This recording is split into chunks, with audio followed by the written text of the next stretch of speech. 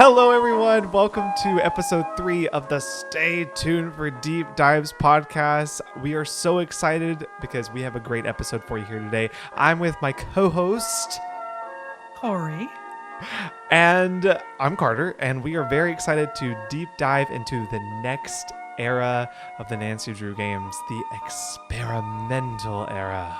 But before we get into the era, we have to talk about the outliers that we kind of left off on in the last episode, the golden era. And we didn't get to really get into these outliers, but we are today. And Tori, you had a lovely point about these outliers that was different from the original post that I had made with the errors. And so it's we want to hear you. We want to hear what you have pondered upon with these eras and why you make this argument. We want to know. Thank you. I will take the floor now and make my case. So, if you have seen, of course, we have been working off Carter's most recent version of the eras, which is the version that you can find on the Nancy Drew Times Instagram. So, officially, and we touched on this with the Golden Eras episode. We were saying that the Golden Era went from Ghost Dogs of Moon Lake to Secret of the Old Clock. And then we assured you all that we were not casting Last Train to Blue Moon Canyon out of the Golden Era, that we were going to explain today, this week, why it is an outlier.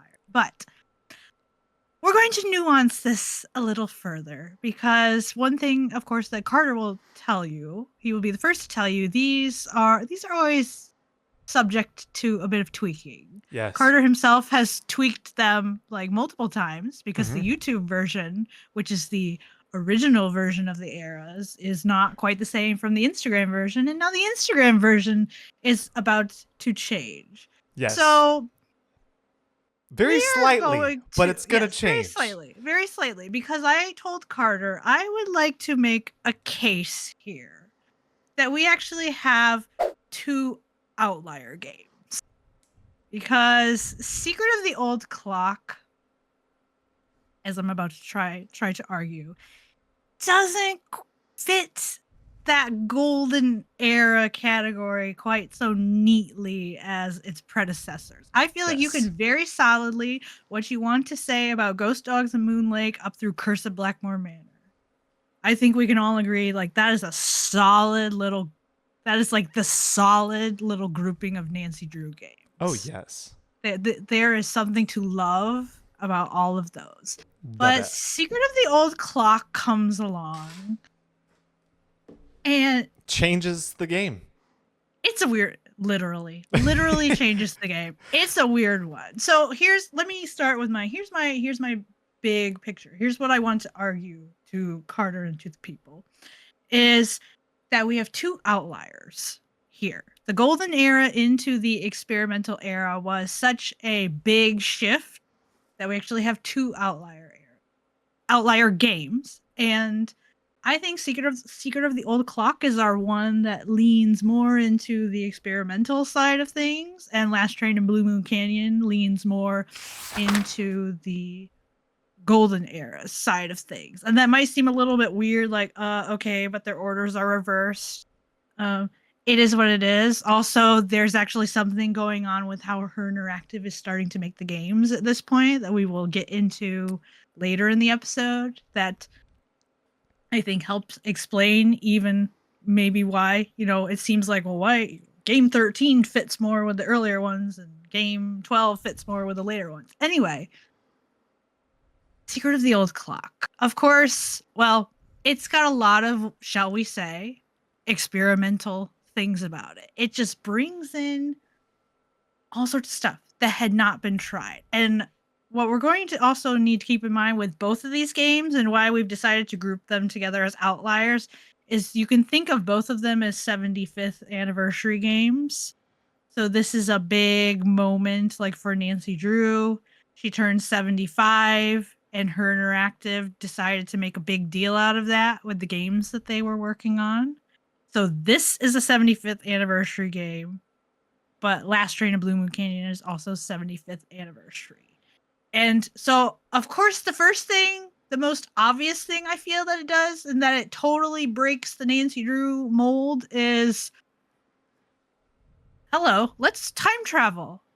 Let's go way back in time and put Nancy in her original time period. You know what? And now I can picture that the year 1930. Like I can hear it. We can all hear that trailer narration.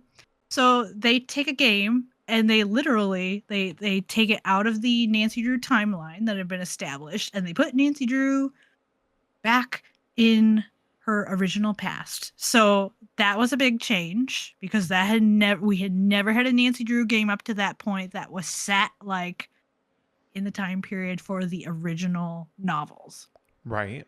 And then they also just in terms of how the game plays out, I was thinking about this game and I feel like it brings in some things that we're going to get into in more detail for the experimental era in terms of like how the gameplay works because third person navigation. We now have Nancy. She's in a car on a map and you get to drive her around. I don't want to say too much about that because we're going to get into that in more detail for like characteristics of the experimental era, but that's an important detail. We had never seen like third person, and obviously, like you don't see Nancy herself, but it's implied.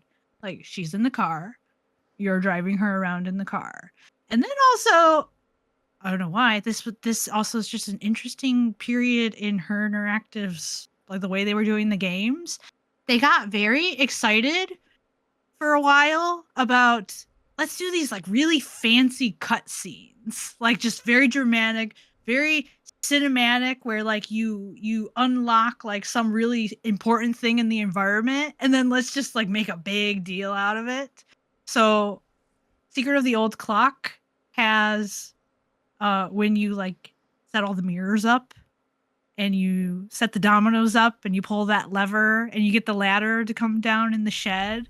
Like there's that really fancy cut scene that happens. And then Mm-hmm. also they make a big to do when you're doing mini golf. Like always there's that one hole that the golf ball has to go through. Like and those were things like I don't know, they just decided like let's just have some fun with these cut scenes. Right. And that's a thing that shows up both in the next game and in some other games in the experimental era.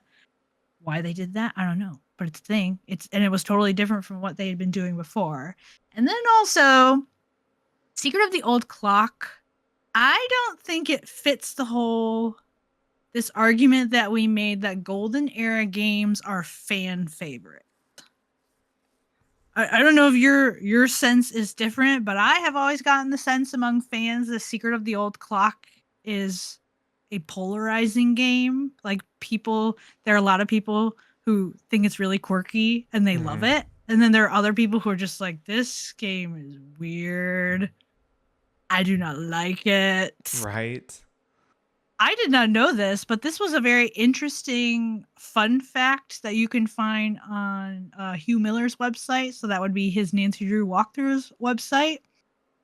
He has in his fun facts for this game that Secret of the Old Clock was originally going to be the final game in the series, and her interactive did something to keep the games going. He has proposed that perhaps it was licensing issues because of course they can't actually do things with Nancy Drew unless Simon and Schuster gives them the licensing to do so. And so also if they had it in the back of their minds like this is the game we're going out with, of course that's going to change. Like, yeah, let's go out with a bang and try something totally different. So anyway, I just think it's a quirky game. Gets a lot of different opinions in the fandom, and so I just think it's a game that very much is anticipating all the stuff we're going to talk about for what characterizes the experimental era.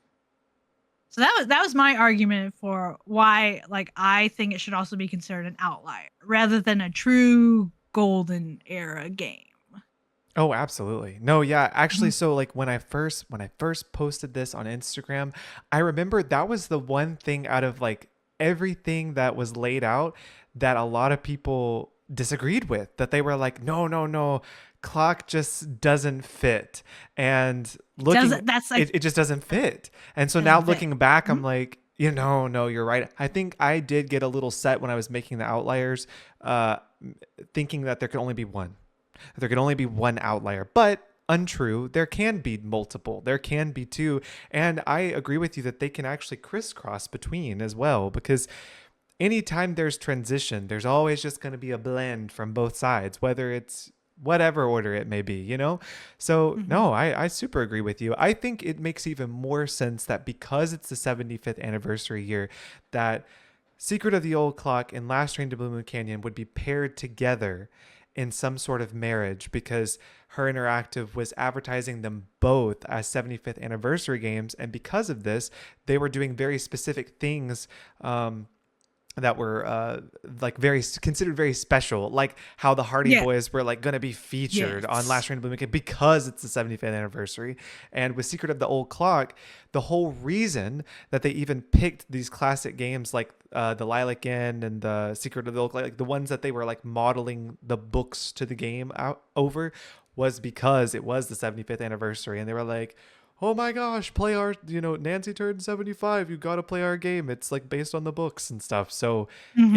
it was a big deal, and I think that's reflected even in the games itself, even in the covers of the games that you look at, like the out part of the case, like it's advertised. So it's almost like they make sense to go together. So no, I Yeah. agree with you about this. I think you're so right, they should go together. And because it does break the continuity of what was already being done in the golden era, it changes the game. It's like by itself, like it it can't possibly be in the same era as everything else. It just must be in a casing of its own. So I agree with you. I totally agree Yes. with you. Okay. So we are ready now to talk about Last Train to Blue Moon Canyon. And like I just said, as I was making my case, I feel like this is a game, like, honestly, if someone wanted to just say, no, it's a golden era game, period, the end, I think that's a perfectly fair statement to make. And Carter, can you please tell us why? Because you've noticed a lot of things. I've noticed a lot of things. Like, what is it about Last Train that makes it so very, very golden era? Well, first of all, first of all, well, it's a huge fan favorite with a lot of people, like the Golden Era games are. We said for Golden Era games that they're often romanticized by players, that they just kind of cling to these games and hold on to them.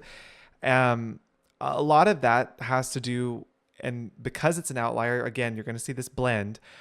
The blend from the Golden Era that's evident in Train is these cultural references. They're spread all throughout the game. But let's talk about just how loved this game is, Tori. Like, how loved is Last Train to Blue Moon Canyon? it is it is truly genuinely almost like shockingly beloved. Yes. I feel like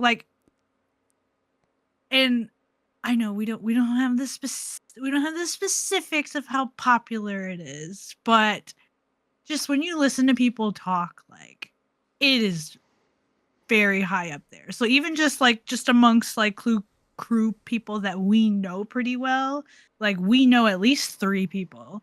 Mm-hmm. Uh so Hugh Miller and Susie Should Be Sleeping and Distant Dimensions, all 3 of them are on record as saying Last Train to Blue Moon Canyon is my favorite game. But like, and that's a reflection of like lots of people say that. Again, I had mentioned last week about a Instagram post that Hannah, Nancy Drew nerd, had posted, just asking people to like tell me your top 3 Nancy Drew games. And I remember going through her comment section. Oh, Last Train.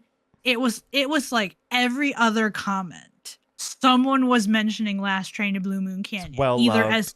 as their outright favorite or like it's somewhere in their top 3. Like people really love this game. And then of course we have been using that March Madness tournament for basing a lot of our information like about how popular games are.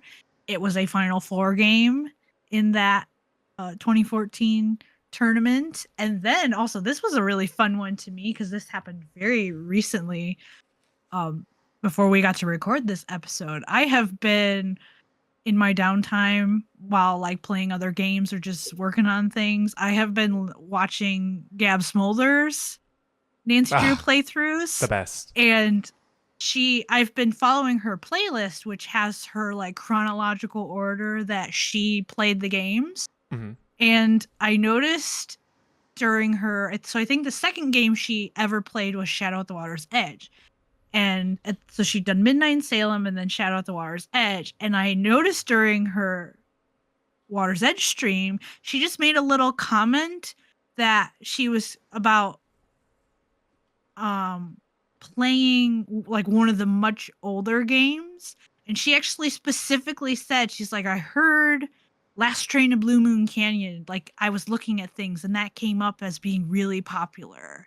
And the reviews for it were really good. So you even have this like someone who's just finding their way into the games and kind of just doing her own digging like, okay, what are the really good games in this series? And like she found like, oh, that's one of the really popular older ones. So she was contemplating it like maybe I should play that one next because everyone really seems to love it. There's just a lot of like evidence all over the place that people really like it. And then you had mentioned a little bit ago. Oh wait, did you want to say something No, about like just the fan favoriteness? no, actually, I was gonna agree with you. I was gonna say just like that is a huge piece of evidence as a golden era attribute is that it is so well loved. Yeah. Like I think that's phenomenal that like someone who had no prior connections to the series just Yeah. kind of wanders their way in and then actually like finds out, wow, people really like that game. And like Last Train would have been a really like I hate to say it, it technically is an old game. In my mind, it's not an old game. It will never be an old game. But technically it is. But anyway, you had mentioned a few minutes ago also the cultural references, Yes. which again, hopefully all of you who are listening right now, you have already heard the Golden Era episode, so you know what exactly we mean when we're talking about Golden Era games having cultural references. But Yes. what's going on in Last Train? Well, Because it there's does have them. it definitely does. And again, we are seeing technology just take its stride and carry us through this game. The technology advancement is very evident. And just for example, I believe there's a conversation with Nancy and Bess and George, and there is some mentioning of caller ID there. And then there's Charlena Purcell and John Gray, and they're both using their laptops and this fancy equipment to either work on her book or he's doing his ghost paranormal stuff. You can text pictures now to Bess and George. This is new. Now we have a cell phone Did with a camera. Did that feel monumental to you when you played that Huge, game? Because I remember it huge. did to me. I was like, oh my word, you can take pictures now? And it was actually, I think it's funny because I feel like I remember watching Gab play that game.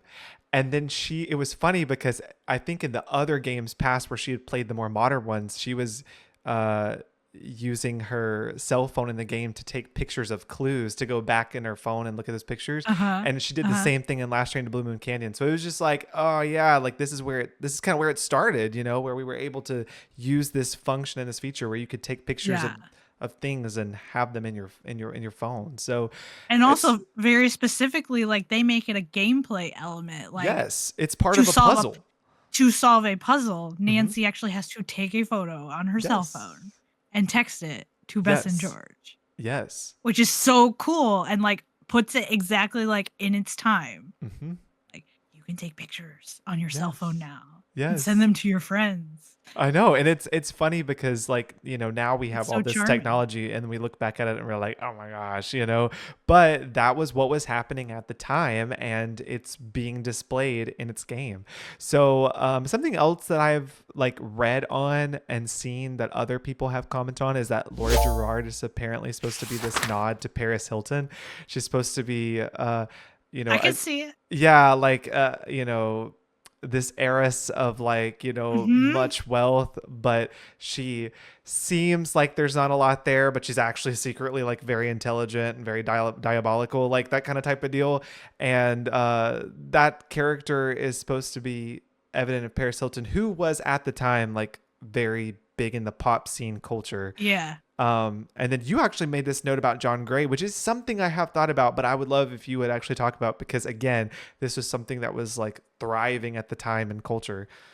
Yeah. So I have the only reason I thought of this is because I even just feel like I have memories as a kid that it just seems like ghost hunting, like paranormal Yes, shows were really popular when they I was were. growing up. And I didn't watch any of them because like y'all, I don't do super scary.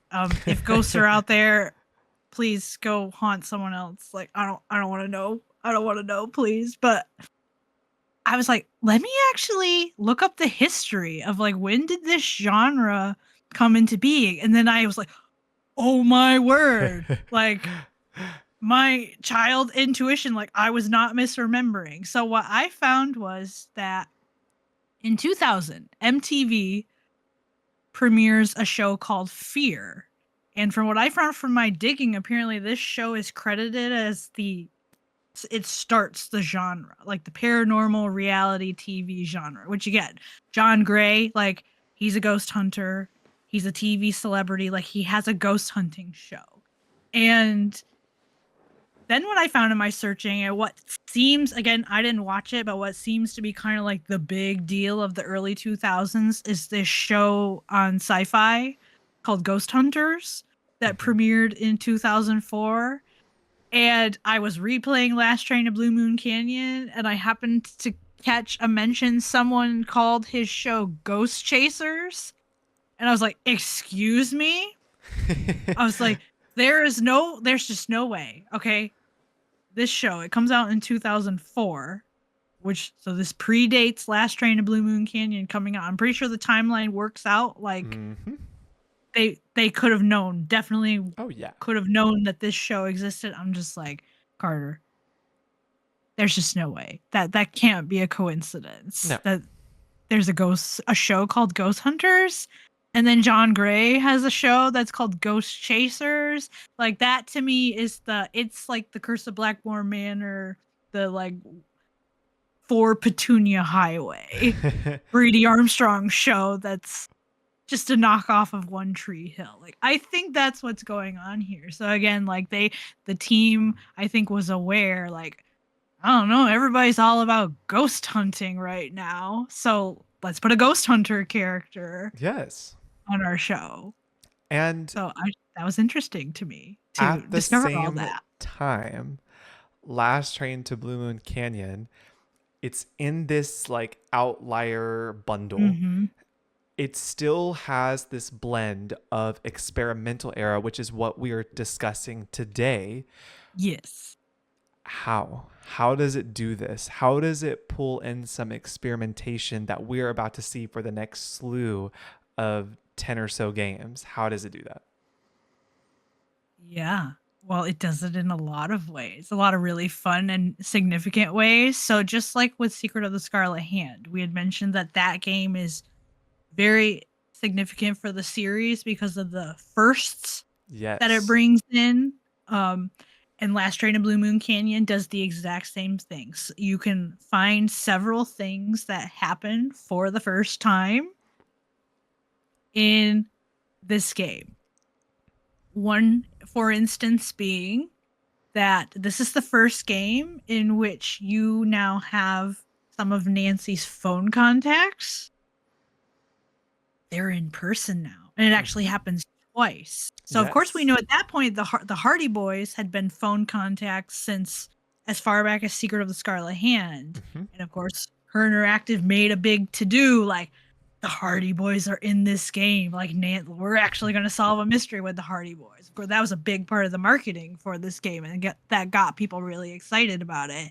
But not just them, they brought back Charlena Purcell. And so now she becomes not just this person that we talked to on the phone in Secret of Shadow Ranch, but now she is an in-game character. And this is something that we're going to see as we go along. Like, this was a first, and it's going to happen again, like in the experimental era, that you have some people who were previously only phone contacts, and now they actually show up in the game. And then we get another important recurring character who I personally would really love to see come back someday. Tino Balducci. Tino Balducci. Yeah. Dear old Tino. Okay. What a crazy, absolute blowhard. And he shows up as he's kind of like, I think of him kind of, as like that another Prudence Rutherford type. So we meet him. He's going to show up again. And Her Interactive, if you're listening, like, bring him back because he's hilarious. And then this one, I was like, oh yeah, I almost forgotten about this. But this is a really big deal. Playing as someone other than Nancy. Mm-hmm. Because in this game, there's that brief little window where you have to be Frank Hardy in the diner making those cheeseburgers.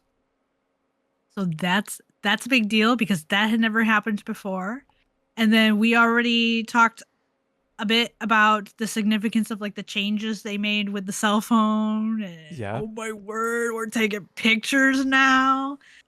And then this is the kind of thing, like, I was like, oh yeah, it's true. This is just like a little detail, but still I feel like important. Again, just setting us up for some of the like changes that we're going to talk about with the experimental era is, again, and I'll give credit to Hugh Miller's website for this.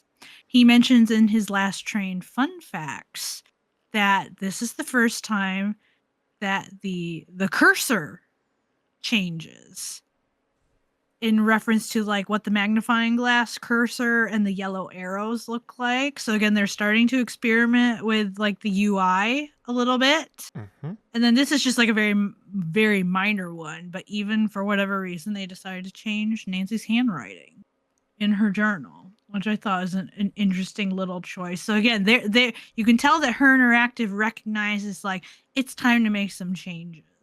Right. And actually, I think Hugh also, I remember, I don't know, reading or maybe in a video that he put out, he did also mention with Last Train to Blue Moon Canyon, the UI, I think it got bigger or something like about the screen aspect, like ratio had increased or something along those lines. I think it starts with Secret of Shadow Ranch, and I think it maybe stays that way. And then by the time it gets to Last Train to Blue Moon Canyon, it gets even bigger.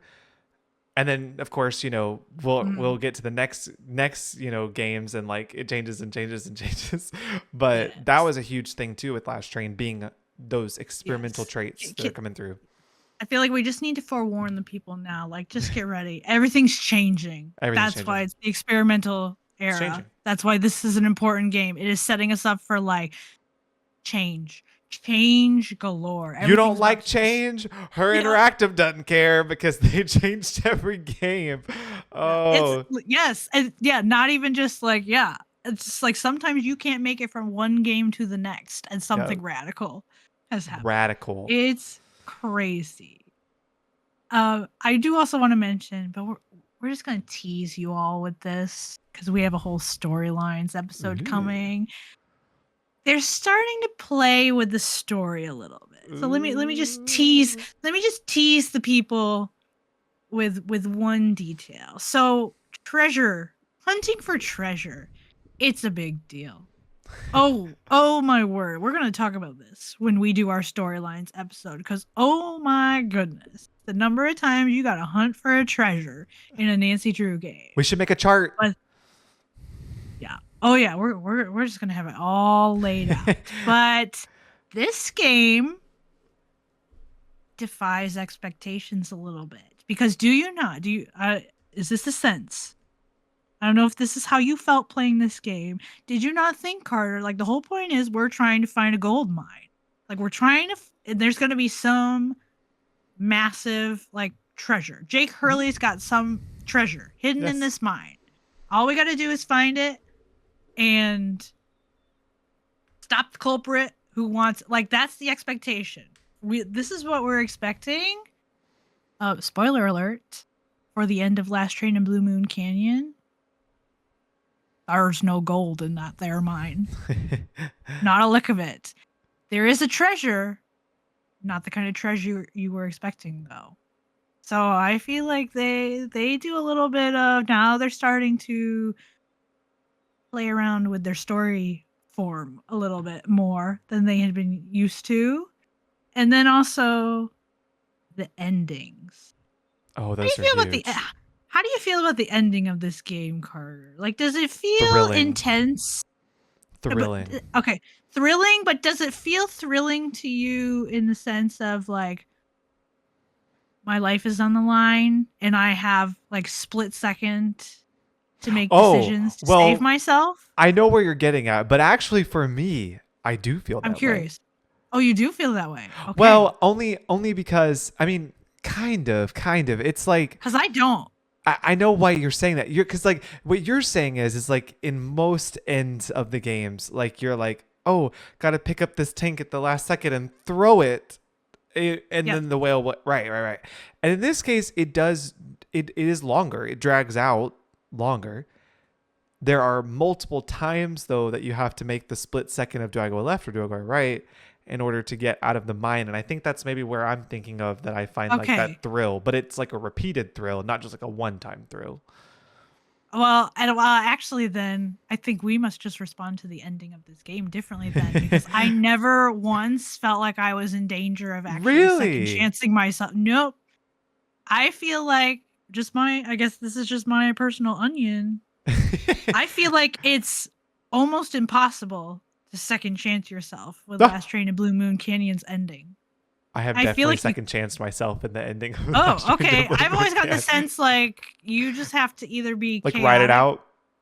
or messing around to mess it up. Because I feel like It gives you they like make it. plenty of time to like make I that. feel like I had plenty of time as a player to You know, it wasn't. avoid It avoid the path it of wasn't death. even the time for me. I think it was like a matter of like I clicked wrong, like with the mouse or Oh, something. Like maybe like I don't know, some you kind didn't of. play well. Imagine that.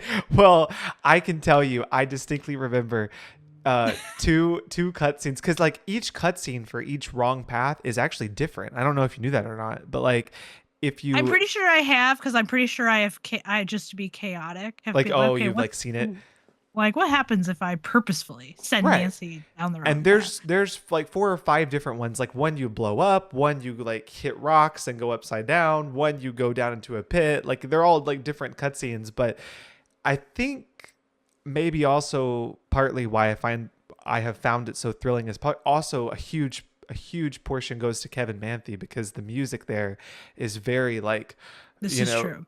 I like you think of Clock Urgent, the car chase scene, and then you think of Train and whatever that track title is where the mine carts are going. Both of those for me are just like very like I get anxiety just thinking about them because I'm like, oh, we Yes. gotta get to the end here. So Yeah. Okay, so let me I'm going to nuance my perspective, because I do totally agree with you that Last Train has a thrilling ending for all the reasons that you said. That repeated, like, having to make the right choice. You're in this mine car, the music's going nuts. Like, you don't know exactly what's going to happen, like, oh, like, what's the goal here of how we get out of this thing. I agree with you that it's totally completely thrilling. It's a different kind of thrilling than I feel like the games before it. But just to me, this one starts to, I guess, for two reasons, because they make it a longer ending, but then also because I do feel I like see where they you're were being going. I do feel like because they were being pretty generous Mm, with the player in terms of like they really were giving us a fair shot to like choose the right path. yeah, That's just what I think. I do feel absolutely. I like agree. they give ample time. Last Trains, ending, like, take the music out of it, because the music certainly does create a certain kind of feeling. Like, it doesn't feel dangerous. Maybe what I'm saying is it doesn't feel dangerous and terrifying to me in the same way that the games before it did. Like, I'm thinking specifically of, I'm gonna say no. Yeah, I could go as far back into the classic era for this. Honestly, I'd say maybe Final Scene specifically. I Mhm. feel like for sure from the final scene through, I guess I would say I would have to say from Secret of Shadow Ranch, because you can't actually second chance the ending of Curse of Blackmore Manor, because that would have been way too dark based on what happens. They weren't gonna let that get too much. But I always feel like, oh my word, my life is on the line. Like, I'm about to die. Like, if I don't do something. And I just feel like they're starting to play around with the ending. And again, I we do. see. Yeah. I Like, see and what I you're know saying. we have a whole like episode planned where we're gonna Yes. dive into like The how endings. the openings and the endings of the Yes. games, but this one has always stuck out to me as that I just feel like it changed. I I don't Well, feel and like to be it's like, it doesn't terrify me. yeah. They just Well, decided to go a to different way with the thrill. to be And so it fair, when you're feels different. like talking about endings, if you're comparing with like classic endings, uh, the culprit comes to you, doesn't run away from you. So, Right. Secret of the Old Yes. Clock Thank you and for Last bringing Train to that Blue up. Moon Canyon, Cuz the culprits run away. And you are responsible for going to get the culprit. And I think yes. that's probably why there's not that threat for what you're saying, what that threat is. But also too, I also see where you're going, and this is a great way to segue into the experimental era. I see you. It's the fact that these endings, if you look at the next 10 games or so, these endings are actually starting to be patterned, and we're gonna see a lot of similarities in how they're being lengthened out instead of it just being like, oh, here's a random object to save the day. You see what I'm saying? These endings are about to feel very, very similar in Yes. the same way. So with that, experimental. You love this era. I know you I love it. love this era. And it's just, I love this era. I think it's You so, embrace the wacky. I do. I think that's my favorite word to use when I talk about experimental. I'm like, these are wacky games. Like, literally, are you ready? Just one little word of wackiness for you. Through a potted plant, the tea is rude. Yellow men in suits in pineapple factory. What? Zippy zoom. Toasty packs being thrown to you from an ice fort with expired mayonnaise in a needle. You see what I'm saying? Like, you could literally, they're just so wacky. Like, the whole era is so wacky. Yes. 25 glass eyes. See? Uh, Tainted 20 minutes. sausage. 20 minutes. Yeah, tainted sausage. 20 minutes of Tesseract slides because we didn't tell you could back away. Yeah, like, there's so many Dancing things. in a cat Dancing suit. in the, Oh my word. what is going on in this What's whole, yeah? in this What whole is era? happening? What's happening? This is like, is this our hippie era? Is this I the think Nancy? it Like, is they just went wild and they had so way wild. too much fun. A jetpack, A whole jetpack. A banshee. Just a banshee. a rocket, a World War II era rocket that is still functional. Monkeys who play games and steal your One stuff. suspect. Uh-huh. You just entered my room through the wall. Plot twist. I don't, the twins, Carter. Twins. Experimental. Yeah. There's It's crazy. It's not crazy. like, we don't even have to like dive We could into a stop whole right lot of, now. yeah, we Yeah. could. We don't have to really dive into a whole lot of details because the era itself, like what it's named as, is really very explains it, for what it is. Mm-hmm. There is Mm-hmm. experimentation in these games. But if you want to just kind of give us the highlights of what it is that's changing, and then we can kind of dive a little bit deeper into each game. Yes, we can get into specifics, but can we also just back up and Yeah. talk about like perhaps because I know you have explored this in your video and Oh your yeah, Instagram yeah, yeah. posts, like what exactly do you think, Carter? Because I know you've thought a lot about this. Like, what's motivating her interactive kind of now at this point in the series? Why so many changes? Yeah. What do you think's going on? I this is actually would be a great thing to know more about, like with the information that has been dug up from Hugh in his website, which is with the whole like Secret of the Old Clock was going to be like their last game. And you know, I would love to know more information about that. I feel like I've read also, and not just with Hugh's website, but I've also read that like story somewhere else. And I wish we had more details as to what was going on. If it was with the licensing issue, I think the fact that last Train to Blue Moon Canyon came out must have been like, hey, we're still in the game. Like, we can still keep going.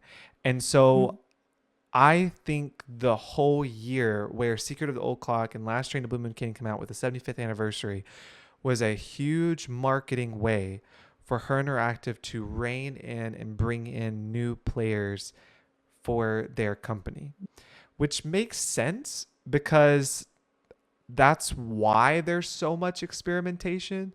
Like, why would they experiment? Why wouldn't they keep doing what they knew to do from the last few games?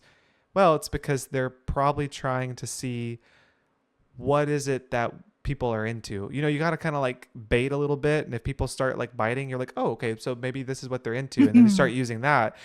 But with the experimental era, things are very fragmented. Like, they're very randomized. And I know we'll get to kind of talk more into the depths of like company, what was going on with things that you've dug up, Tori, which makes sense. But it really, and this is something I've always said, it really feels like in this era is that there was a group project and everybody had like different assignments and things and roles to work on, and they all got together and like this people made this game and this people made this game, because when you go from game to game to game, each one feels so significantly different from the one before and the one after it. It's just a very randomized era.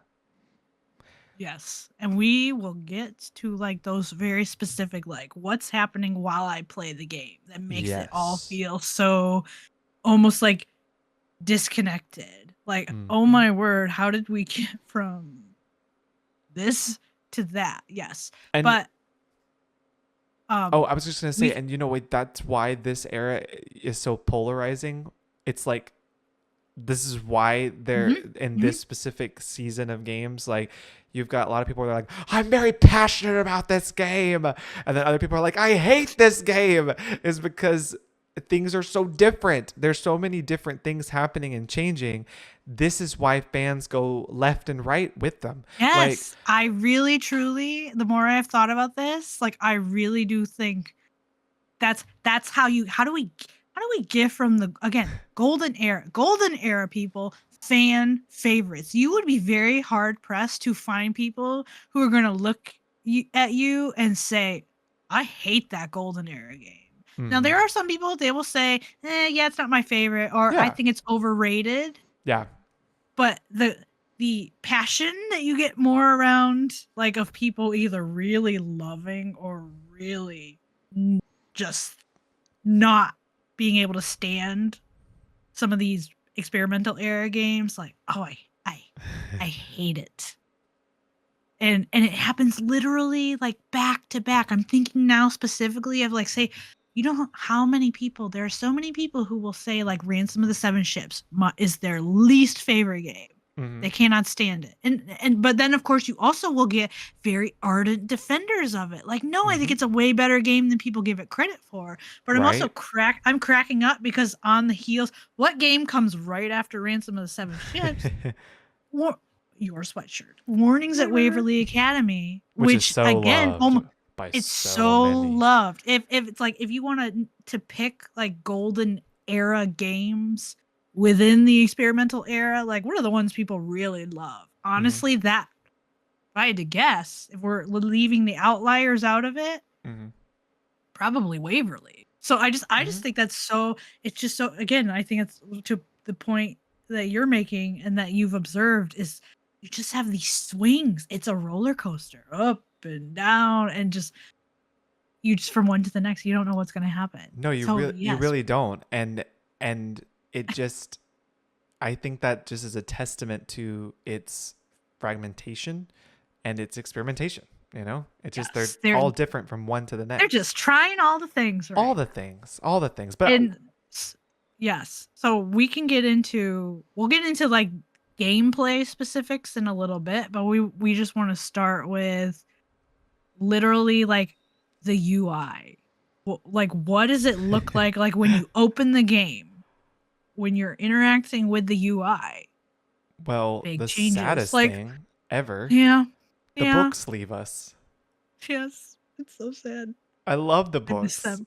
I I love the books are just the book menu. the book May menu. you rest in peace and live Rip. on forever. Yeah, yeah. No, the book menu is something that everybody was familiar with. It was just kind of a. I mean, that was. I'm pretty sure I'd have to go back and confirm, but I'm pretty sure that was there for the first game. And, yeah. I think, Not. It's actually or second. not the first one. Secrets Can Kill original, I believe, does not have it. Is it Stay But Tuned for but Danger? I feel like it I is. think so. This Yeah, is a thing I should know. we'll have to go back and Anyway, check. But I mean, it's it early definitely on. shows. It definitely shows up in the classic era for Yeah, sure, though. Like Message in a Haunted Mansion for sure has it. And again, we've called that the prototype game. right. So even if you just the fact that that game No, has it, Stay Tuned that's does have it because it opens up with that typewriter, remember? And then it hits yes. me with the menu. That's what I was thinking. Was like I Yes. was afraid to commit to it. Anyway, I'm tempted to put you on the spot right now I'm and ready. say, because I've heard you do it before, like Carter, give us the whole desk speech.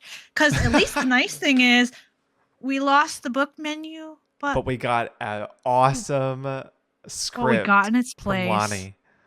was beautiful, It was exciting. great. It was I The actually most genuinely loved the yes, desk introduction. yes. Yeah. And you can recite it. I was like, I'm not gonna put you on the spot right now to say it, but I know I've seen you. I've seen you do it. I know you only know. only like I feel like it's like muscle memory. Like once you start going like, "Hi, I'm Nancy Drew." As you can see, or as you Yeah, know, and then it just starts like coming yeah, back. But yeah, no, I think I can quote it. I think.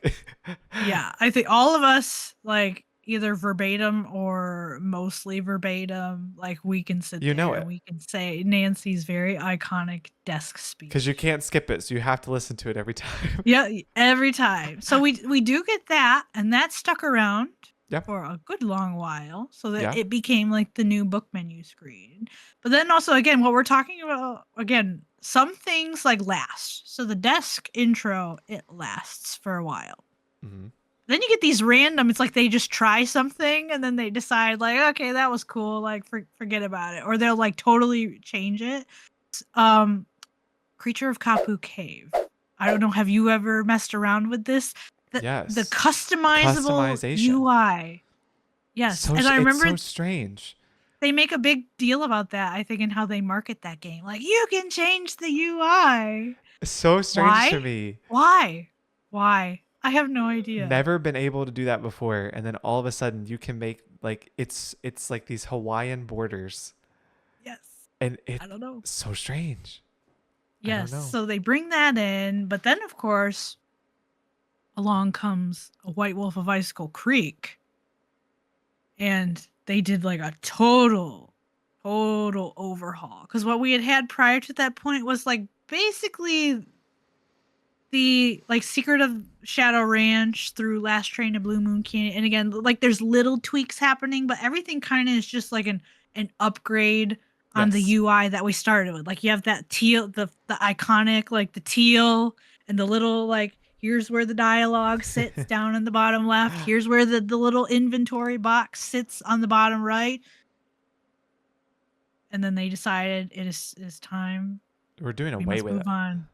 Like total change. And now like Did White you Wolf of Icicle Creek. when you played it, did you actually like the change? I don't remember what I thought of the change. I can tell you I what I think didn't. of. You didn't? Okay. No. I feel like I have memories of thinking like, wow, this is really boring. It's just like black everywhere. Yeah. I can tell you now, and maybe this is because I'm getting older, and so my eyes are weakening. I'll tell you, when I play White Wolf now, I'm like, why is it so tiny? You can barely see anything. And they did make it a little bit bigger for the games after that, but yes, it all changes. Like now the inventory, like there's the button now on the bottom, and you have to like you get these pop-up screens, and the journal goes away. Now it's just like digital text, like just again inside a pop-up Don't screen. like it. Yeah, like they kind of took away the immersiveness of Yeah, it all. yes. I could Yes, see why that's why I you were didn't like it. minimalist. That's the word I'm hunting Yes. for. I'm like, there's a word to describe what happened, and it's that it got You nailed minimalist. it. You just nailed it because that's exactly why I think I didn't like it. I think it took the charm away. But I have always held this belief, and I've explained it in different areas of my social media. I think that with the modernization of things, we've kind of lost a lot of charm, and so I That's realize it doesn't sadly true. it a little bit, right? I realize that it's not as modern and doesn't make as much sense for Nancy to be carrying around a physical notebook, but there's something about having a physical notebook that is so Nancy Drew that she takes notes physically down, Yes, because yes. for the last 50, 70, however long she was alive years, she couldn't whip out an iPhone and digitally take notes. You see what I'm saying? So it does lose that charm a little bit. And I always really like connected with the fact that we had that notebook in that golden era when we started really having that Taskskin journal. I became attached to it because that was like where she wrote funny things down, where she wrote like, if you forgot something, don't worry, Nancy wrote it down. Fingers crossed, hopefully. And you checked things off. Check, check, check, check, check. So yeah, the fact that they got rid of that does make me want to cry a little bit. Yeah. Yeah, it does. It It was a does growing up of definitely. Nancy. Yeah. Yes, and this is a theme I feel like we're going to come around to a lot. Because Yes. that's exactly, yeah, you're right. Let me take a sip of Nancy is water on that one. and then contain your thoughts cuz you have to wait Okay. another week. You have to wait another week, sir. Take your water. Breathe. Your time is coming. And I'm going to let you walk onto that soapbox. I'm going to get out of your way. And I'm just going to let you go. Anyway, and this people are like, what is going on right now? It's like, y'all, we started this podcast basically so that all the conversations we have behind the scenes could just go on the air and people could enjoy them with us. But we have thoughts. They are coming. Anyway, yeah, I do miss it. But it was a change and it sticks around for a long time. But yeah, I think that's farewell to the books, farewell to the handwritten journal come White Wolf of Icicle Creek. But it's not all bad. Some things are fun or like different. Like, different isn't always bad. You learn to embrace a new different. Like we said, you and I learned to love the desk intro. And that's not the only thing that changed with how the games are introduced. So we have Mm-hmm. quite a lot of changes. Like we have a whole list we're about to go through. So what else? The beginning of the game, we say goodbye to something else, Carter, and we get a new thing in its place. Wait, what is it? Oh, I just assumed you okay. Wait, but no, like I might. I don't know. I'm trying to hop in your head and see what it is. Okay, so Nancy, she gives her long spiel. Right? What is sitting on her desk? Oh, the case file. The case file. Yeah. Yes. That's Oh yes. yeah, I'm yeah. No, sorry. no, no. You're good. I was like, I feel like I just set you up for failure. I was What am I supposed to be remembering right now? I was thinking of every possible thing that's possible that I could. Yes, you're right. Yes, the case file, which was a staple. I feel like the case file at least saved us a little bit from those other changes because the case file was a little bit of a physical thing that Nancy could hold, read, and it prepared you for Yes. what you were about to jump into. And I really did like the case file a lot. Yeah, the case file was fun, but again, also it comes as a replacement of we also have to now say goodbye for a while. It's gonna come. It's gonna make a so far one-time reappearance in a much later game, but we have to say goodbye to the opening letter. And I feel like that's another thing, kind of what you were saying. I think that fits right in with the handwritten journal has to go away. I feel like they're kind of leaning into like the times are changing. Does it really make sense for Nancy to be writing and mailing letters anymore? I don't know exactly what their reasoning was for saying goodbye to the letters, but Yeah. they did stop the letters, and now we read the case file. But yeah, I found the case files like very fun. I did too. It made me feel very much like an official detective to pick this case file up off my desk Right. and see what I'm about to walk into. And then some other things, and again, we had already mentioned this. Last Train introduces this element of you can be someone other than Nancy. And so the experimental era continues that theme because in Creature of Kaput Cave, you not only get to be Frank again, but you also get to be Joe. Yep. And I always thought it was super fun too. Like they actually gave the Hardy Boys and Bess, because we can go ahead and mention too, we get to be Bess in Legend of the Crystal Skull. So now again, it's like you're not just playing as Nancy. You get to now be one of Nancy's friends. And I thought I will give them credit. Like it's fun to actually give when you're playing as someone else in those games. Their own version of a journal. And Oh so you get a yeah. little you get a little bit of extra insight into what they're thinking.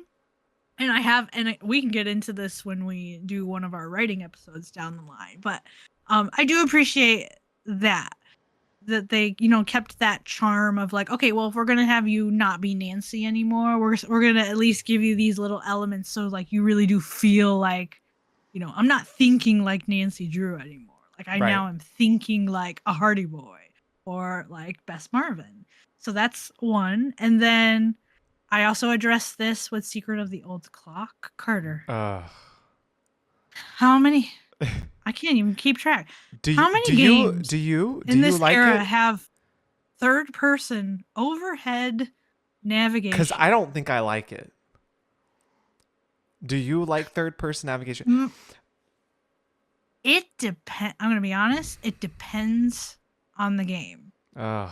So Yeah. I actually when I was breaking these notes down, I was actually genuinely shocked at how many times There's a they did lot. this. I guess it was Yes. one of those until I sat down and started thinking about it. I'm like, man, they kind of went crazy with this. Like third person, because again, we had been used to up to this point.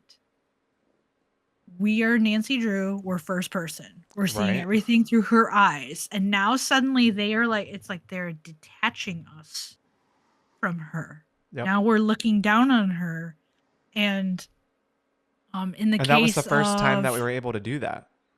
yes, and in the case of Legend of the Crystal Skull and Phantom of Venice, Haunting of Castle Malloy, Ransom of the Seven Ships, you can actually see, like, now sometimes she's in costume or she's silhouetted and you don't see anything, but you can actually, like, you can see Nancy's body. Right. They're starting to play around with now, like, let's give you a little bit more of a peek of, like, what does Nancy Drew actually look like? When you play Ransom of the Seven Ships, you can see that, like, Titian red hair. Right. You can't miss it when she's walking around on the beach. But yeah, my opinion of third person navigation And again, this goes with the whole how polarizing this era is. It changes from game to game. No, no. White Wolf snowmobiling and White Wolf. It's okay. I will say I enjoy snowmobiling in White Wolf primarily because it reminds me of a game that I played as a child. So we're talking like old Microsoft computers. They came with this game called Ski Free.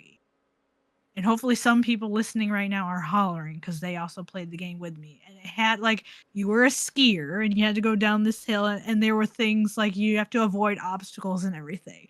So I appreciate that, like it makes it feel nostalgic to me. So I've always appreciated that and like running into the snowmen and they make their little holler at you.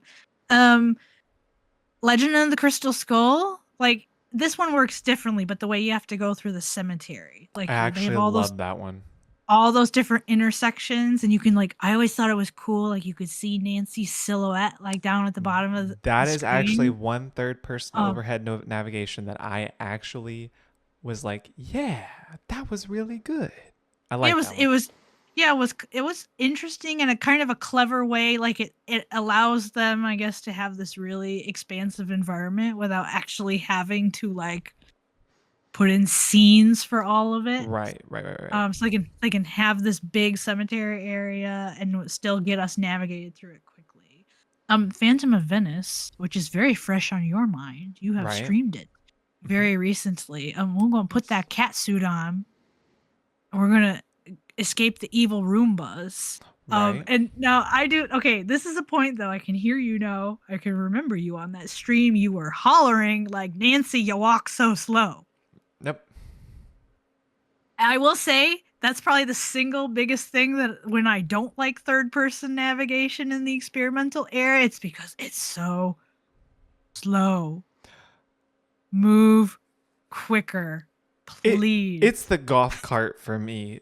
Yes. It's the sailboat for me. Like I feel Yeah. intense rage with those. Yeah.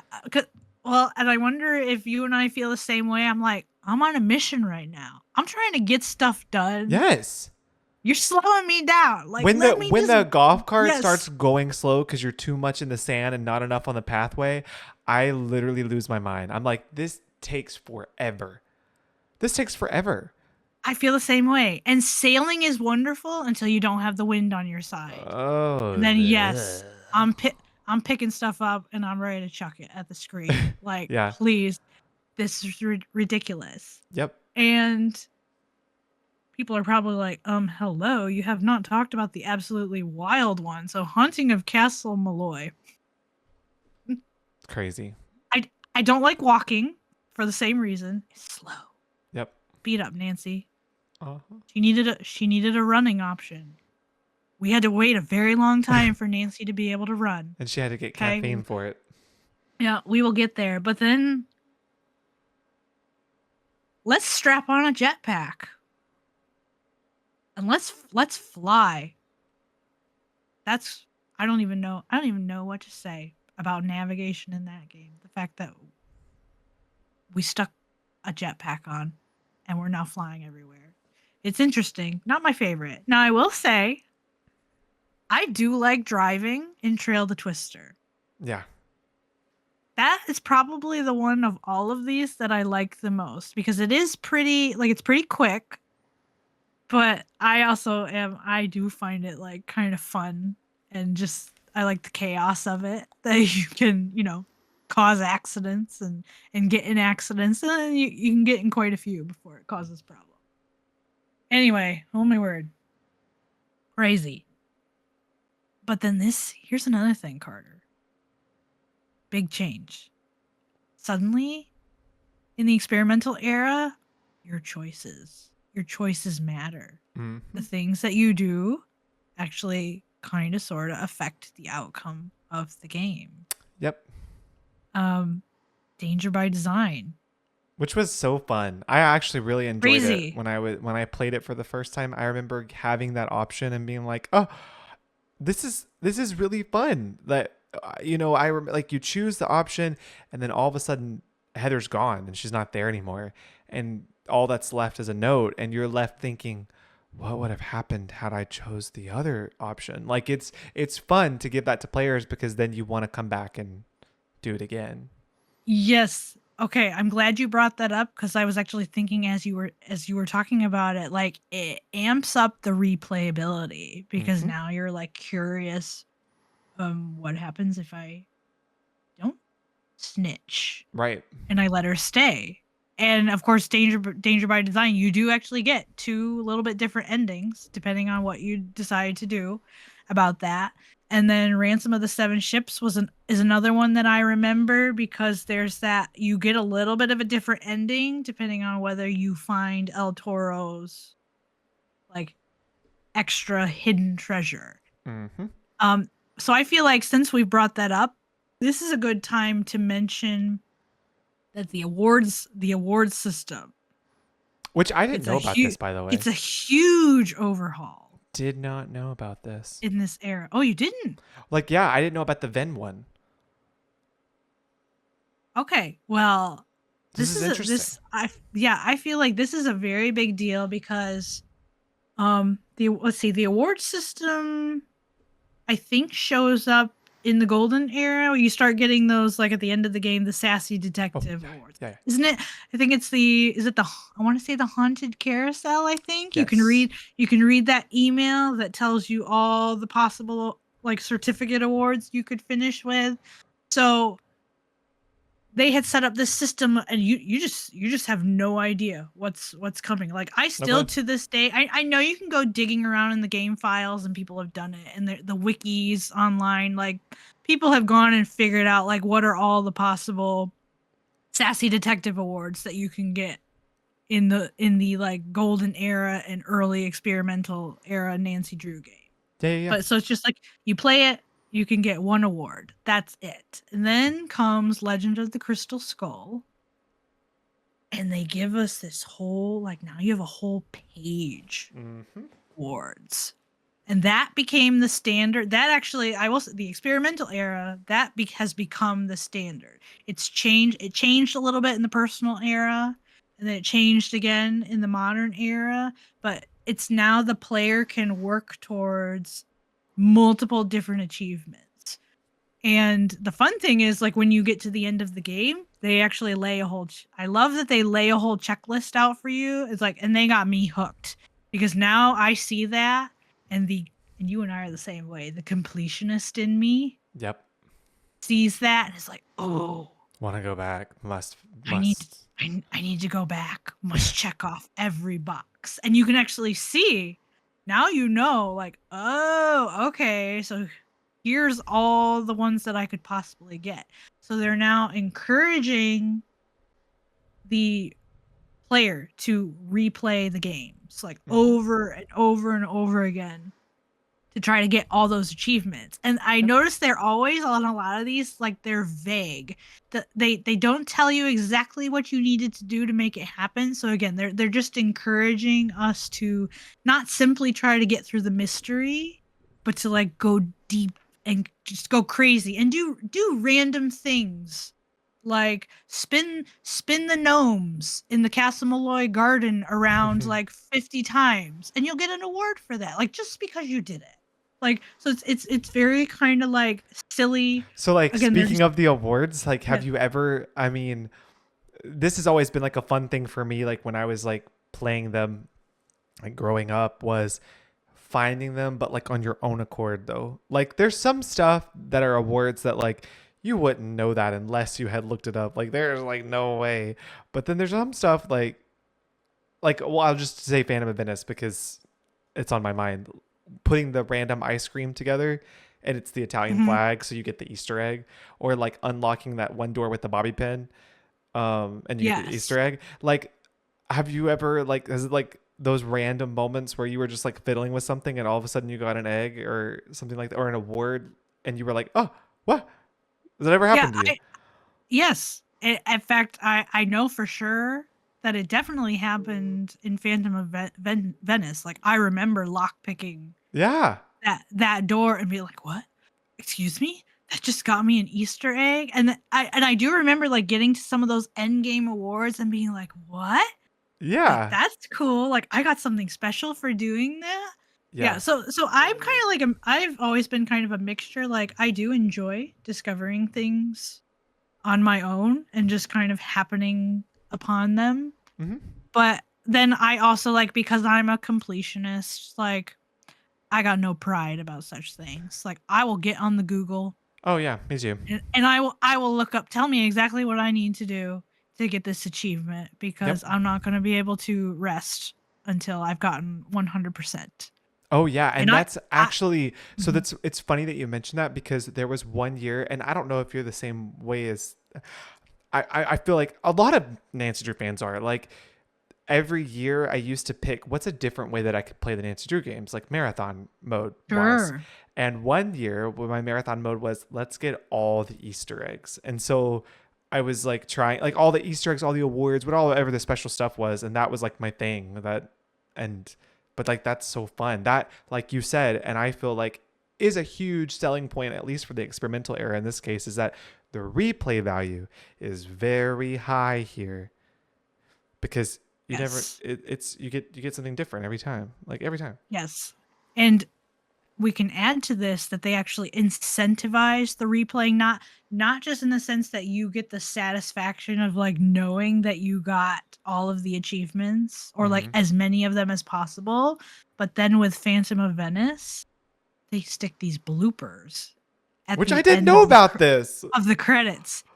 And the bloopers are actually tied to the award system. I The did not more know meta that. the more meta awards that you get, the more bloopers you will see. Gotta go replay it now.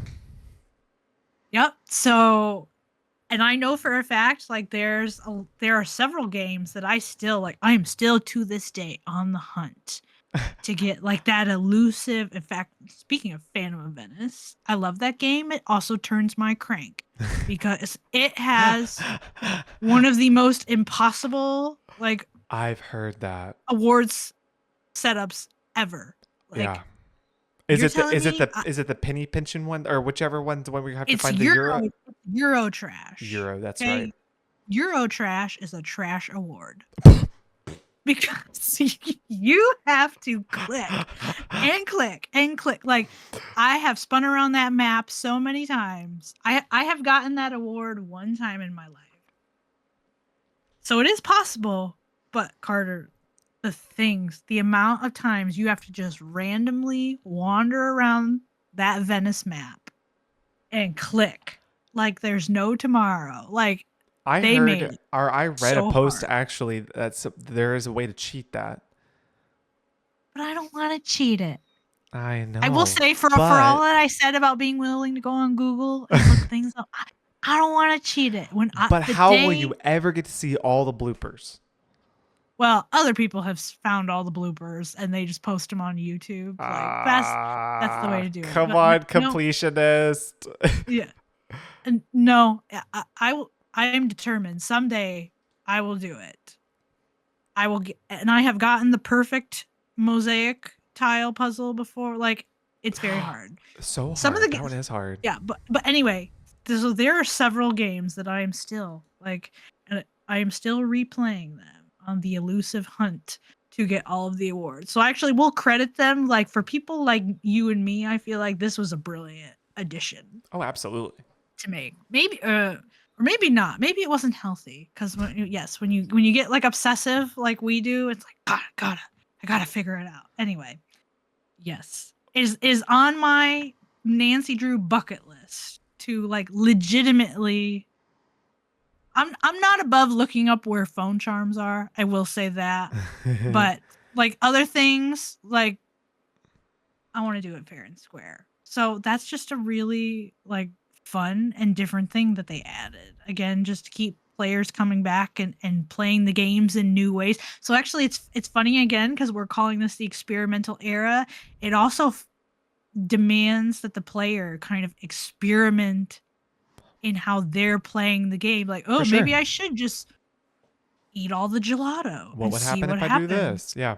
What's going to happen if I try this or I do this thing 5 million times? Like, maybe I'll get an award out of it. So it's changing the way we think about the game. Yeah.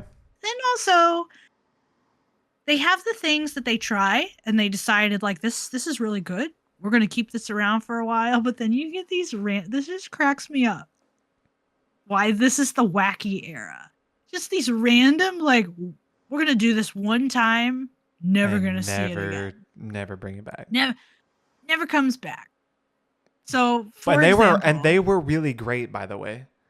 Yeah. So, for example, so some of these are like gameplay things, some of these are more like storytelling things.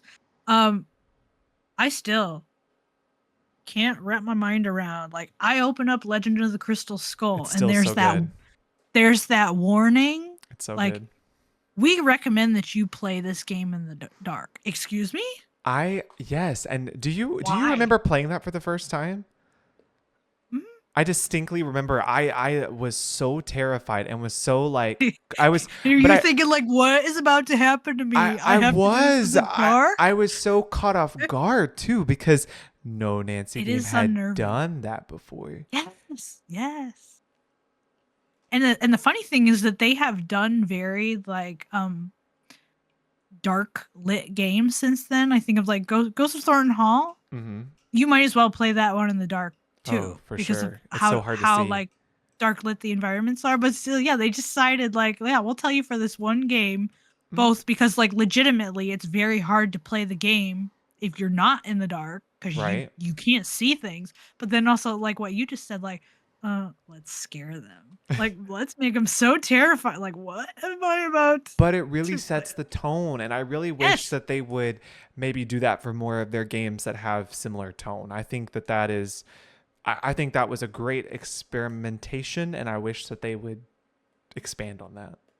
Yes. And then again, we're just gonna keep coming back to Phantom of Venice because I feel like Phantom of Venice in a lot of ways, like it just embodies everything that we think about this era. Mm-hmm. Just wacky in all the ways. So just for example, the interactive wardrobe. Mm-hmm. Like we get to change Nancy's clothes, and not just that, but it affects the way you experience the game because you can go and talk to people in the car and they will actually like comment And on there what you're comes that wearing. replay ability. Yes, which always blew my mind. And I'm still, even just recently, like just this year, discovered like, oh my word, I just got a conversation option I've never had before because I was wearing this outfit when I asked Helena this question. Mm-hmm. So yes, they're just those little things. And I do know a lot of people have actually said like, please bring back the wardrobe. Like that was really fun. We love dressing Nancy up. And they kind of we have a Still game. salty we never had the mom jeans though. Yeah. We do kind of get to mess around with wardrobes in Shadow of the Water's Edge, which is our upcoming Outlier game. So it's experimental in that sense. But yeah. Just this random, like, let's change Nancy's clothes. Yeah, the mom jeans, though. And then there's culprit stuff.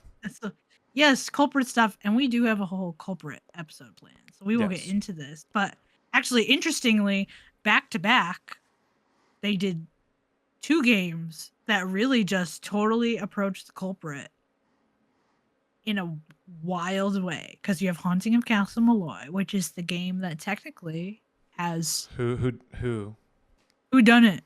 Nobody. Ugh. There is no culprit in that game. Awful mystery. And the Haunting of Castle Malloy slander continues. Oh, all the Malloy fans, like, I'm so sorry if you're a Castle Malloy fan. I drag that game every episode. I was gonna say, I'm pretty sure you have slandered that game every episode. Like, we need a count now. It has been 0 episodes since Carter slandered Haunting of Castle Malloy. And rightfully so. Anyway. But then right on the heels of that, because no culprit, if that wasn't strange enough. Yep. Let's do Ransom of the 7 Ships, which has one culprit. Like, come on. So you're telling me the monkeys did it. Like, no way. I feel like people who played, they kind of knew that the one suspect in that game, well, he had to do it. He had to be it somehow. I don't know how, Yeah. but they did something, and they have thus far they have never come back to this. Spoiler alert to people listening: if you don't know how this game ends, it's the one and only game so far that has a returning culprit. But not for long, because I feel another one coming on. Yeah, we should Right? hopefully we remember to Feel that. touch. We will touch on that. Yes, because I agree with you. I feel like it possibly might be happening again. But anyway, they decided we'll get around the one suspect by making him have multiple identities. Yeah. And then it turns out he's a culprit from a previous game, which is Mhm. very interesting because we're used to these games as being kind of standalone games. Like you could enter the series at any point, play any Nancy Drew game, and have a good experience. The story will make sense. But if you come in on Ransom of the Seven Ships and you're not familiar with the game that its culprit came from, it's very hard, like really hard to appreciate that ending, because you're just like, okay, well, this means nothing to me because I've never seen this person in my life. So culprit, I would consider that like it's characters. So again, we've already touched on, like, they're starting to mess with the story, like Mhm. the endings with Last Train to Blue Moon Canyon. They're messing with the endings. Now they're messing with our culprits. But then also, I know you touched on this when I give you credit for highlighting this idea, like the stories. Ugh. Just the stories Yep. change. Please Yep. tell me more. Tell me more, Carter. Well, this actually kind of goes back to when we were joking earlier, and I was like, let me just give you like one wacky liners for each game, right? And it, I think when you're thinking about those things, you're just the experimental era is it just kind of takes you out of reality, and there is a lot of suspension of disbelief that needs to happen on our part to Yeah. really connect to the story. And there's nothing wrong with suspension of belief. That's how creative stories are formed. Like, great stories, you have like there are suspension of belief there, to have these great imaginative like worlds and everything like that. But you know when you're looking, like, if you're starting at the very beginning and you're working your way through, having those classic mysteries and those classic stories, they're very staple Nancy Drew stories, Yeah, like it's the kind of thing you would expect. You pick up a detective novel or whatever. You yeah. watch an episode of Murder She Wrote or Yeah, it's a very it it's follows classic stuff. yeah, Sabotage, death yeah, threats. exactly. It follows those same classic Mhm. vibes and themes that you would expect for Nancy Drew. And when we start to get to this era, it's really where it starts to get kind of like really random and twisted and wacky and all of these words, right? That just set it apart. Like you and I here it comes. Like Go I'm ahead. so Go ahead. sorry. Go ahead. Haunting of Castle Malloy. I just can't help but use it as an example. But really, like like thinking about that versus, let's use two games. One from Classic, Message in a Haunted Mansion. One from Golden, Ghost Dogs of Moon Lake. Those three games are like very different story wise. Message in a Haunted Mansion and Ghost Dogs of Moon Lake are actually very similar. They're very similar in their story there.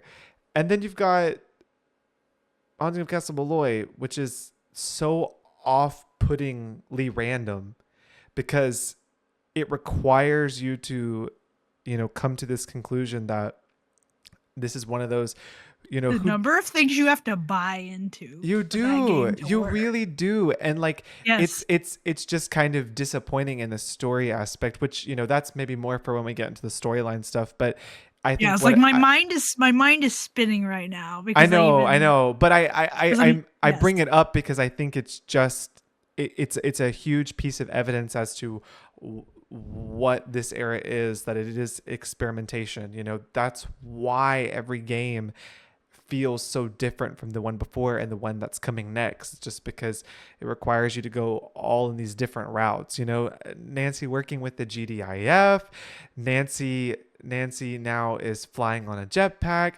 Nancy is now stranded on an island, and this culprit returns, and then the culprit's gone. It's just lots of like just constant, the ending of Danger by Design. Like you're gonna all of a sudden just know how to do Ichido, and the ending of Creature of Kapu Cave. I don't even think that one was stringed together really that great. It just kind of just like, you know what I'm saying? It just all of the games are just kind of random, Yes. just random. Yes. And I'm going to say one thing for us to both start chewing on. Ooh. You now have my brain spinning, and I'm going to say this, and hopefully by the time we record the storylines episode, we will remember to talk about this. I'm now thinking about and wondering if part of Warnings at Waverly Academy's popularity is I feel like that game does a little bit more of a return to form. It does have does. plot. It does have a plot twist. It does have does. that one big plot twist. But that's absolutely But why. it leans into, again, you have sabotage and threats. Absolutely. So they lean into a classic formula. Absolutely. And again, you end up on a treasure quest, I think you could basically say. Mm-hmm. In a manner of speaking, because Nancy knows she's trying to hunt down something that Rita Hollowell kept hidden away. Yes. Absolutely. And yes, so as you were saying all this, I'm having epiphanies as we speak. Yeah. Yes, there are reasons. There are reasons. Anyway, we need to come back to that. We need to table that idea and come back to it. But yes, we will go into much more detail of like this era. Again, we're just going to keep calling it experimental because they break the way you play the game, the way the story works, the way culprits work, like everything. They're just trying so many new things. And just it's like they're seeing what sticks, what doesn't. Okay, we tried that. Okay, now let's try something new. Like it's just a wild ride. Yep. But then, Carter, we're still not done. We're still not done. There's Because more. the other thing is we now have globetrotting Nancy, like to the extreme. I was just thinking about that. This was actually another one until I really sat down and started thinking about this. I was like, oh my goodness. Yes, literally. Up until Curse of Blackmore Manor. So we're talking like tail end. And if we go with Secret of the Old Clock as an outlier, we're typically saying like you don't get Nancy leaving the United States until the end of the Golden Era. And now suddenly, so she goes off to England for that game, and then they bring her back to the States for Secret of the Old Clock and Last Train to Blue Moon Canyon. But then, boom, here comes Danger by Design, and get ready. Like, you're going to rack up your flyer miles. Like, this girl is going hither and yon. She's everywhere. She's literally all over the map. Yep. They just totally expanded the environments that we're going to. Like I almost like my mind was spinning like, okay, she goes to France, from France to Hawaii, from Hawaii to Canada, from Canada to New Orleans, to Italy, to Ireland, to the Bahamas, to upstate New York, to Oklahoma. Yep. Like where in the world where's Waldo? Where's Nancy Drew? I don't know. She could be anywhere at this point. Like, yep.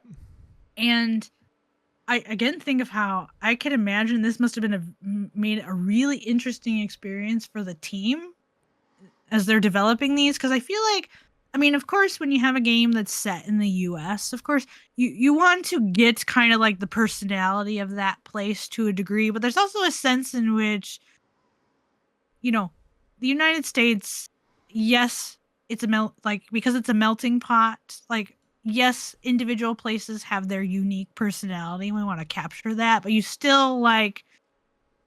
I feel like it's easier, like probably from a development standpoint, to like when you're keeping everything in the United States. But now suddenly, we're doing globetrotting. Like they really had to do their research to make sure, like, they're getting the culture accurate and. We'll have our music episodes. Like now Kevin Manthy's I'm sure wonder what it was like for him having to really understand, like, how do I capture these different places, like what their music sounds like. Um, it's just wild. Oh yeah. It's a whole new world. It's so expansive. And again, it makes it, that's the other thing I feel like that makes each experience so different is because she is going to so many different countries. Or in the case of, I think of even like, and you would be able to speak to this more being a Louisiana guy, that like New Orleans has a very distinct personality. I'm sure it's Oh probably yeah. like a little world unto itself It is. just because of the culture. Yeah, that's kind of what I was thinking. Upstate New York, they, you know, they made it snow. They got it right.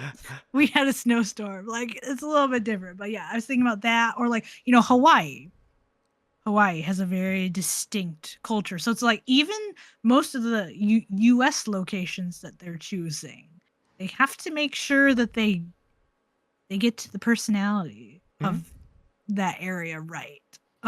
So another thing is, and I'm pretty sure you are the one that brought this up to me in like conversations we've had off air, that like the seasonal shifts, literally like the games are Back and going from forth, like back and forth. hot to cold, hot to cold.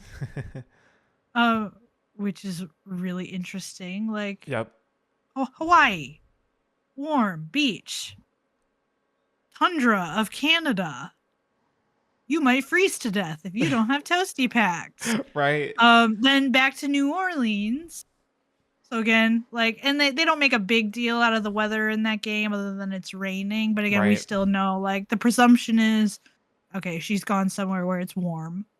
But then, well, again, Phantom of Venice. What's going on with that game? Because technically it's in winter, but then you go to Italy and it's technically still winter, but it looks and it feels like summer. Like you have margaritas sunbathing on the roof. Like Eating what? gelato. Like I don't know. And then we go to the Bahamas, and then we end up in upstate New York with a Right. snowstorm. So they're even just the weather. Constant back and forth. Constant back and forth. But you know what? Even despite it having that constant back and forth, the thing that does keep all of these games together are the things that reoccur in it that we find in all Yes. the Nancy Drew games, like the Yes. Hardy Boys and Bess and George. These are things that reoccur that keep us back in that Nancy Drew universe that's still Nancy Drew. Even though there's a lot of change happening, we know we're familiar with these characters. We're familiar with, her relationship with Ned and Prudence and all, and the scrapbook keeps returning and the case files and the desk. Like at least that kind of kept a little bit of constants there. But I think we've mostly discussed those things, and I think there's probably the best way to end on the experimental era is for you to kind of go into what you have spent, I know, lots of time, which is actually very exciting because it's like something that was in my mind, like a feeling was there but never really tapping into it, but you actually tapped into it, like with the behind the scenes of like, okay, we have these games that we feel like could be grouped together because we feel these things changing, but is there Yes. also something happening behind the scenes as to why we feel that way?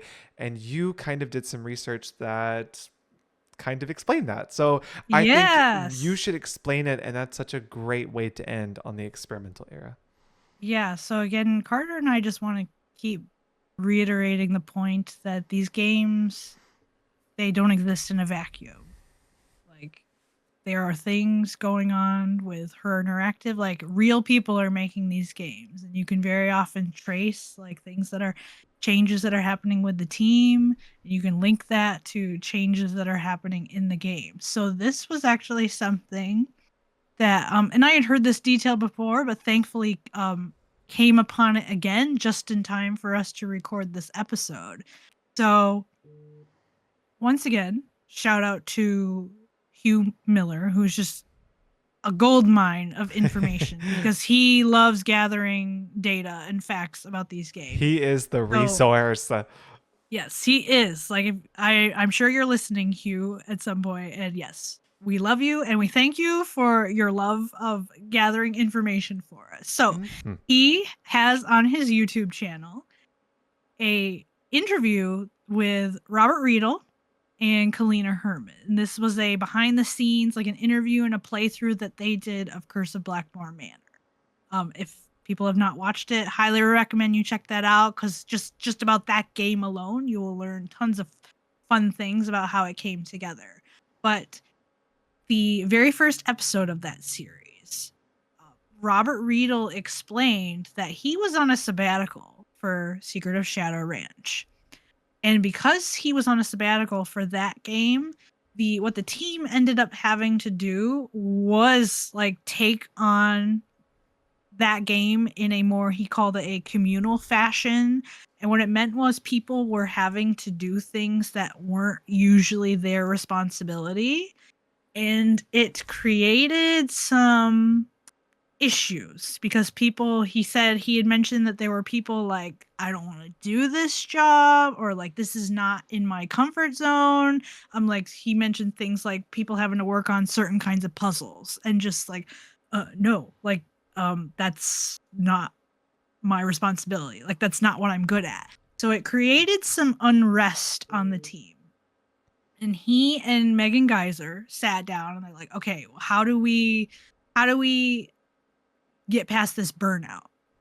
Because it apparently created some burnout among her interactive employees, and they're just not happy. So he and Megan Geyser are trying to figure out, like, okay, how do we keep this So, from happening again? Robert Riedel and Megan Geyser came up with this idea, and they put it into effect with Curse of Blackmore Manor. So again, we're talking very end of the Golden Era, yep. and then it goes into effect for the Outliers and the Experimental Era.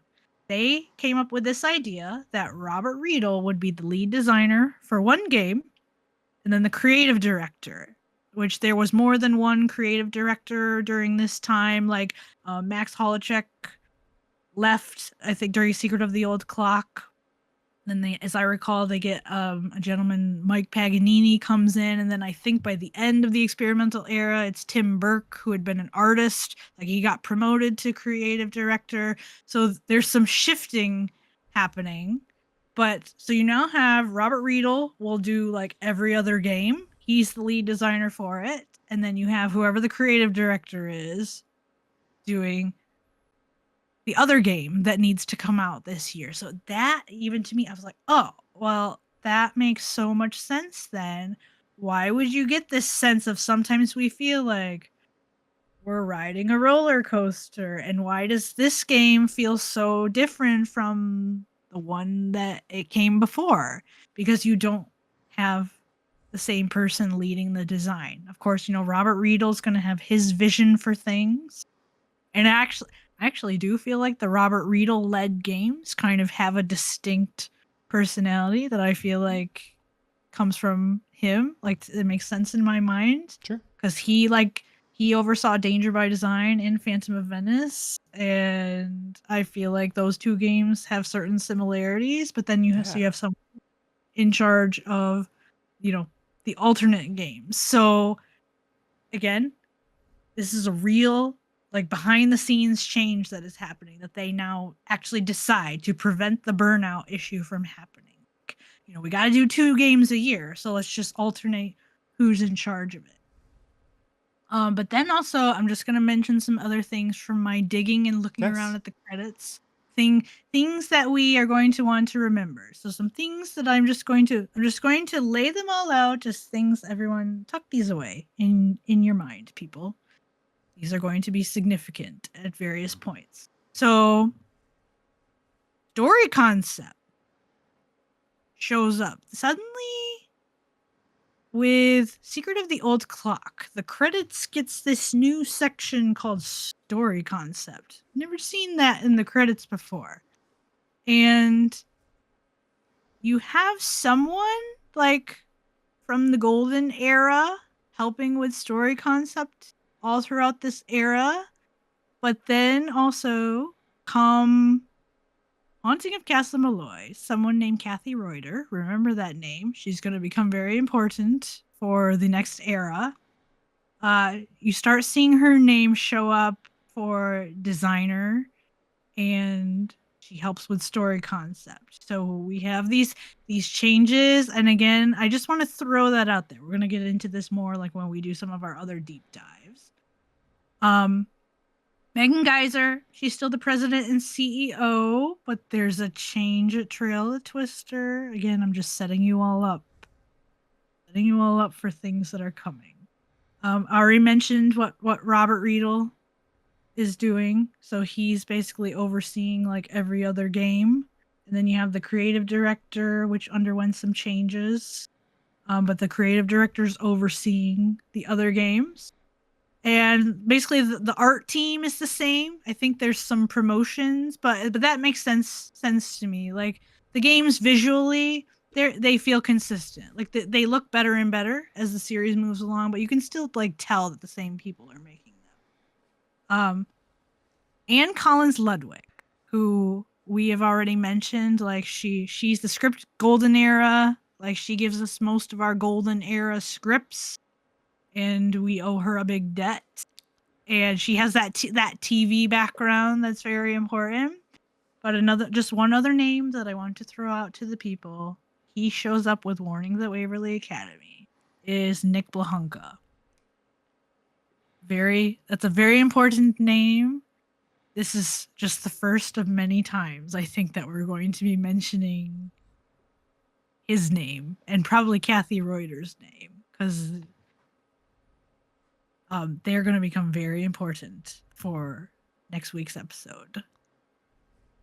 So again, you can just see the shifting. In my mind, again, you can only learn so much just from looking at credits, and I don't know all the behind the scenes, but even just that one detail that we have from Robert Riedel of they intentionally started alternating who's overseeing the games. Oh yeah. Like I just think for the experimental era, at least, it explains a lot of why what you said, like it feels fragmented.